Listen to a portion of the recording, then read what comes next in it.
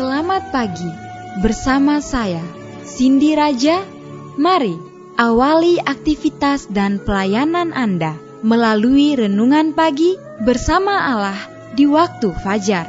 Dengan doa dan bimbingan darinya, kita dapat diyakinkan bahwa pada hari yang mulia itu, ketika Yesus kembali untuk mengklaim miliknya, bahwa kita akan menunggunya di sana dengan tangan terbuka dan disambut ke hadiratnya yang kekal.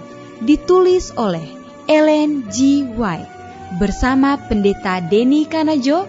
Selamat mendengarkan. Salam, selamat pagi para pendengar yang diberkati oleh Tuhan dimanapun Anda berada saat ini. Kita akan sama-sama mendengarkan firman Tuhan melalui audio renungan pagi pada tanggal 30 Oktober 2022 dengan judul Allah menyertai para hambanya. Sebelum kita melanjutkan bacaan renungan kita pada pagi hari ini, kembali saya mengajak semua para pendengar yang setia untuk tundukkan kepala dan berdoa bersama-sama. Bapa kami yang bersemayam di dalam takhta kerajaan sorga, terima kasih Tuhan Yesus oleh karena kasih dan rahmat Tuhan begitu besar bagi kehidupan kami, lebih khusus panjang malam di dalam pembaringan kami. Hingga tiba di pagi hari ini kami dibangunkan dengan tubuh sehat dan segar. Sebelum kami melakukan segala tugas pelayanan pekerjaan kami sepanjang hari ini, kami rindu Tuhan untuk belajar mendengarkan firman Tuhan. Curahkanlah kepada masing-masing kami kuasa Roh Kudus-Mu. Ampuni kami Bapa karena kami sudah berdoa hanya di dalam nama Tuhan dan Juru Selamat kami. Amin. Ayat inti kita terambil di dalam Yosua pasal yang pertama ayat yang ke-9. Demikian firman Tuhan. Bukankah telah kuperintahkan kepadamu, kuatkan dan teguhkanlah hatimu. Janganlah kecut dan tawar hati, sebab Tuhan Allahmu menyertai engkau kemanapun engkau pergi. Mari kita ikuti penjelasannya. Kepada manusia dipercayakan pekerjaan memperluas kemenangan salib dari titik ke titik. Sebagai kepala gereja, Kristus secara otoritatif memanggil setiap orang yang mengaku percaya kepadanya untuk mengikuti teladan penyangkalan diri dan pengorbanannya dalam bekerja untuk pertobatan mereka yang ingin dihancurkan oleh setan dan pasukannya yang besar. Umat Allah dipanggil untuk berkumpul tanpa penundaan di bawah panji Kristus Yesus yang berlumuran darah.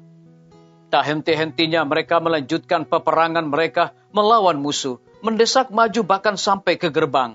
Dan setiap orang yang ditambahkan ke barisan oleh karena pertobatan akan diberikan pos tugas. Setiap orang harus mau menjadi atau melakukan apapun dalam peperangan ini.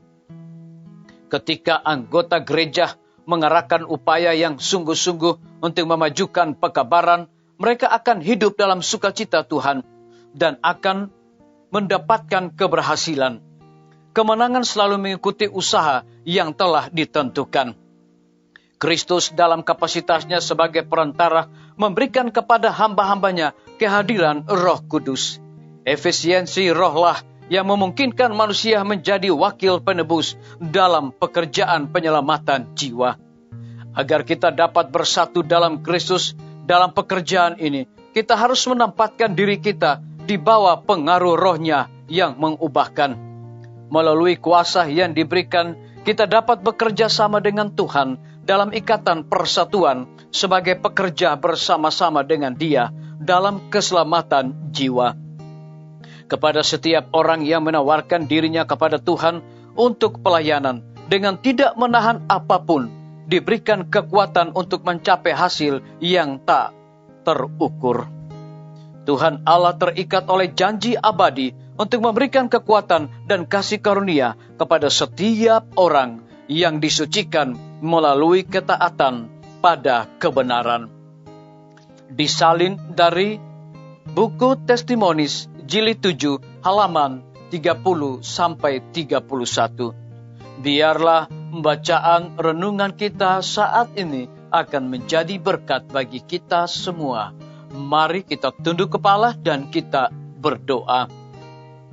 Bapa kami yang bersemayam di dalam takhta kerajaan sorga, terima kasih Tuhan Yesus Oleh karena kasih dan rahmat Tuhan begitu besar bagi kehidupan kami, lebih khusus kebenaran firman-Mu memberikan satu berkat rohani, sukacita di dalam kehidupan kami.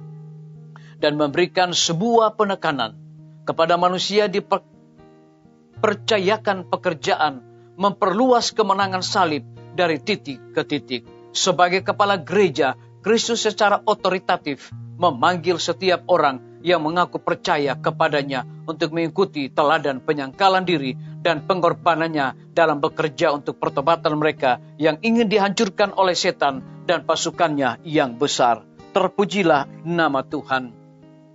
Pada pagi hari ini hamba berdoa untuk pemerintah kami. Tuhan memberkati Bapak Presiden bersama Wakil Presiden, para menteri dan seluruh stafnya, Bapak Gubernur bersama dengan wakil, Bapak Wali Kota bersama wakil, Bapak Bupati bersama wakil, camat dan seluruh stafnya, kepala desa, lurah, RT, RW, dimanapun mereka berada saat ini Tuhan.